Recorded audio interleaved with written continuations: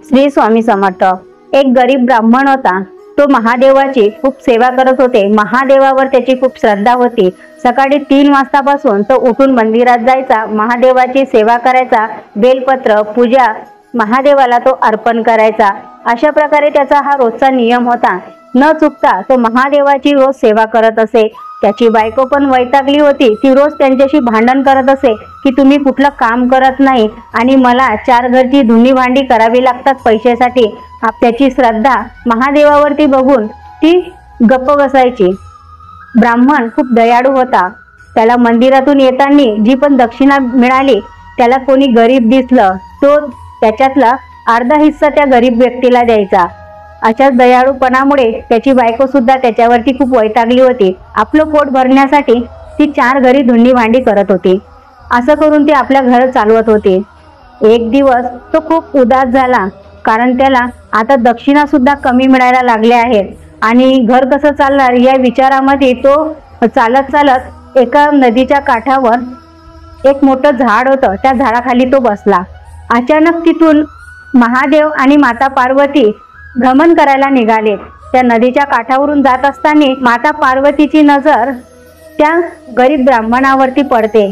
तर माता पार्वती म्हणते की हे प्रभू, एवढे दिवस झाले हा ब्राह्मण तुमची सेवा करतो, तुमची नित्य नियमाने पूजा पाठ करतो, पण तुम्हाला याच्यावरती दया का येत नाही? तुम्ही याची परिस्थिती का बदलत नाही? तेव्हा भगवान महादेव माता पार्वतीला म्हणतात की पार्वती, आता त्याचे दुःखाचे दिवस संपले आहेत। जेवढे पण त्यांनी मला बेलपत्र अर्पण केले आहेत, तेवढ्या बेलपत्राच्या मोबदल्यात त्याला सोन्याच्या मोहरा मी देणार आहे। एक सावकार तिथून जात होता। माता पार्वतीचं आणि त्यांचं बोलणं त्यांनी ऐकलं। ऐकल्यानंतर त्यांनी विचार केला, जर बेलपत्र महादेवाला अर्पण केल्यावर माणूस श्रीमंत होते, तर मी का बेलपत्र महादेवाला अर्पण करू नये? तो त्या ब्राह्मणाच्या घरी जाते आणि त्या ब्राह्मणाला म्हणते की मी तुला 100 मोहरा देतो सोन्याच्या, तू मला बेलपत्री दे। तू जी महादेवाला बेलपत्र अर्पण करतोस ते बेलपत्र तू मला दे। ब्राह्मण विचार करतो की मला तर पैशाची गरज आहे, तर मी काय करू? तर तो ब्राह्मण बेलपत्री घेते आणि त्या सावकाराला देते। तो सावकार त्याला 100 सोन्याच्या मोहरा देतो। सावकार ते बेलपत्र घेऊन मंदिरात जाते आणि मंदिरात गेल्यानंतर महादेवाला एक बेलपत्र तो अर्पण करते आणि श्रीमंत होण्याची वाट बघते। महादेव चमत्कार करतील, सोन्याच्या मोहरा मला देतील याची तो वाट बघत असते। खूप उशीर होतो, अर्धरात्री होते, दिवस उजाडायला येतो, पण तरीही महादेवाचा चमत्कार होत नाही। त्याला खूप राग येतो आणि त्या रागाच्या भरामध्ये तो महादेवाची पिंड उचलायला निघतो की मी आता ही पिंड उचलून बाहेर फेकून देतो, हे मला काहीही म्हणजे खरं वाटत नाही। या विचाराने तो पिंडीला हात लावतो आणि उचलायला निघतो। जसा तो पिंडीला हात लावतो तसेच त्याचे हात त्या पिंडीला चिपकतात। चिपकल्यानंतर तो हात काढण्याचा खूप प्रयत्न करतो, पण त्याचे काही हात निघत नाही।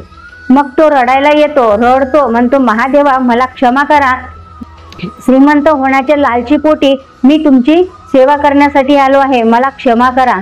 तेव्हा महादेव म्हणतात की तू त्या ब्राह्मणाकडून जे बेलपत्र आणले आहेत त्या ब्राह्मणाला तू 1000 सोन्याच्या मोहरा दे, त्यानंतर तुझे हात याच्यापासून सुटून जातील। तर तो म्हणतो ठीक आहे। मग जेव्हा 4 वाजतात तेव्हा तो ब्राह्मण पूजा करण्यासाठी मंदिरात येतो। तिथे सावकार असतो, त्या सावकाराचे हात महादेवाच्या पिंडीला चिकटलेले असतात। तेव्हा सावकार म्हणतो ब्राह्मणाला, ब्राह्मण देव तू माझ्या मुलाला आवाज दे, मला काम आहे, बोलवून आण। तो जातो आणि त्याच्या मुलाला बोलवून आणतो। तो त्याच्या मुलाला 1000 सोन्याच्या मोहरा आणायला सांगतो। जेव्हा तो सावकाराचा मुलगा 1000 सोन्याच्या मोहरा घेऊन येतो, तेव्हा तो त्या ब्राह्मणाला 1000 सोन्याच्या मोहरा देण्यासाठी सांगतो। त्याचा मुलगा त्या ब्राह्मणाला 1000 सोन्याच्या मोहरा देतो आणि तो सावकार क्षमा मागतो की मी तुमच्याजवळचे बेलपत्र आणलेत, लालचीपोटी तुमच्याजवळचे बेलपत्र मी आणलेत आणि महादेवांनी मला ही शिक्षा दिली, जे तुम्ही 1000 सोन्याच्या मोहरा बेलपत्रीच्या बद्दल तुम्ही ठेवा। तर सावकाराने 1000 जेव्हा सोन्याच्या मोहरा दिल्या तेव्हा लगेच त्याचे हात सुटले। तर अशा प्रकारे भगवान महादेव ब्राह्मणाची मदत करतात, ब्राह्मणाला धन देतात। त्याची जी सेवा आहे ती सेवा व्यर्थ गेली नाही।